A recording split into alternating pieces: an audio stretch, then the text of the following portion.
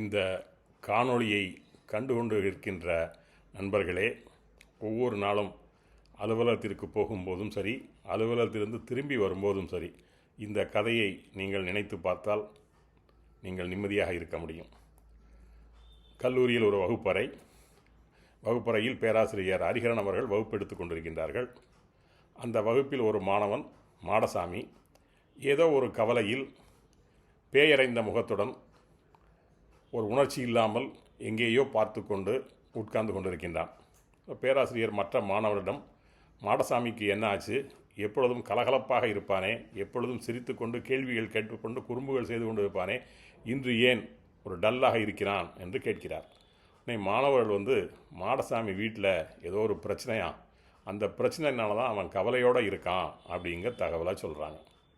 உடனே ஆசிரியர் என்ன சொன்னார், ஒரு மாணவனை பார்த்து ஒரு கண்ணாடி கிளாஸ் டம்ளர் எடுத்துகிட்டு வா அப்படிங்காரு. இன்னொரு மாணவன்கிட்ட கொஞ்சம் தண்ணீர் கொண்டு வா அப்படிங்காரு. ஸோ அந்த ஒரு மாணவன் கொண்டு வந்த அந்த கிளாஸ் டம்ளரில் இந்த தண்ணியை விட்டு, அது ஒரு முக்கால்வாசி அந்த டம்ளருக்கு தண்ணியை விடுறாரு. தண்ணியை விட்டுட்டு அந்த கிளாஸை கையில் பிடிச்சிக்கிட்டு கையை நீட்டி பிடிக்காரு.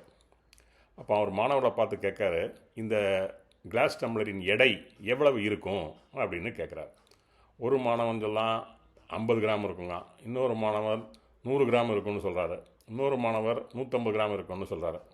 அப்போ பேராசிரியர் என்ன சொல்கிறாருன்னா, இதில் தண்ணீர் எவ்வளவு இருக்கிறது என்பதை பற்றி எனக்கு கவலை இல்லை, ஆனால் இந்த தண்ணீரை நான் நீண்ட நேரம் பிடித்து கொண்டிருந்தால் என்ன ஏற்படும், என்ன விளைவுகள் ஏற்படும், அதை தெரிந்து கொள்ள ஆசைப்படுகின்றேன், உங்கள் மூலமாக நான் தெரிந்து கொள்ள வேண்டும் சொல்லிட்டு, நான் 1 மணி நேரம் இப்படியே கையை நீட்டிக்கொண்டு இந்த கண்ணாடி டம்ளரை பிடித்து கொண்டிருந்தால் எனக்கு என்ன ஆகும் என்று கேட்கிறார்.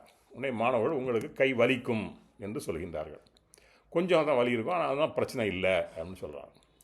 அடுத்தால இதே கண்ணாடி டம்ளரை நான் 2 மணி நேரம் 3 மணி நேரம் தொடர்ந்து பிடித்து கொண்டிருந்தால் என்னவாகும் அப்படின்னு கேட்குற.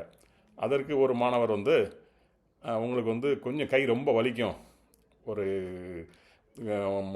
மடக்க முடியாது, அந்த ஏற்கனவே நீட்டு இருக்கீங்க, மடக்க முடியாது, ஒரு தசை பிடிப்பு ஏற்படும், அப்படி கொஞ்சம் வலி இருக்கும் அப்படின்னு சொல்கிறார். அடுத்தால இன்னொரு கேள்வி கேட்காரு, இதே நான் நாள் முழுவதும் செய்து கொண்டிருந்தால் என்ன ஆகும்?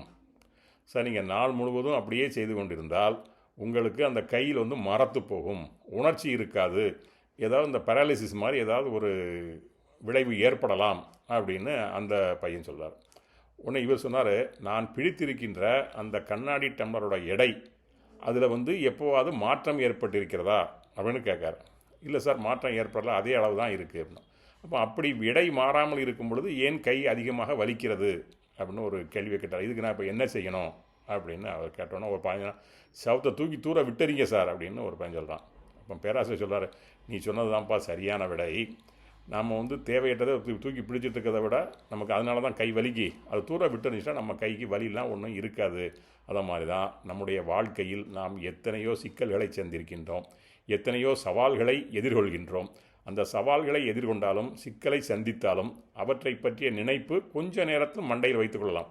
ஆனால் அதையே எப்பொழுதும் நிரந்தரமாக அங்கே குடியேற்றக்கூடாது, தூக்கி விட்டெறிய வேண்டும் என்ற ஒரு கருத்தை அவர் சொல்கிறார். இதைப்போல்தான் நமது வாழ்க்கையிலும் எந்த சிக்கல்கள் வந்தாலும் நாம் கவலையின்றி இருக்க வேண்டும், அதை தூக்கி எறிய வேண்டும். அப்பொழுது நான் நிம்மதியாக வாழலாம், நல்ல உறக்கம் வரும், காலையில் புத்துணர்ச்சியோடு எழும்பலாம், உற்சாகமாக பணியாற்றலாம்.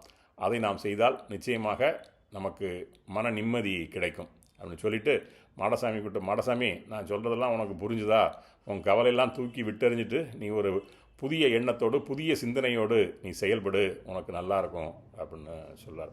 ஸோ இந்த கதையை கேட்ட நீங்கள் அனைவரும் நாளை முதல் வீட்டிலிருந்து அலுவலகத்திற்கு செல்லும்போது வீட்டில் நடந்தவற்றை மறந்துவிட வேண்டும், அலுவலகத்திலிருந்து வீட்டிற்கு வரும்போது அலுவலகத்தில் நடைபெற்றவைகளை மறந்துவிட வேண்டும். இப்படி இருந்தால் நாம் நிம்மதியாக வாழலாம், ஒரு அமைதியான வாழ்க்கையை நாம் உறுதி செய்து கொள்ளலாம்.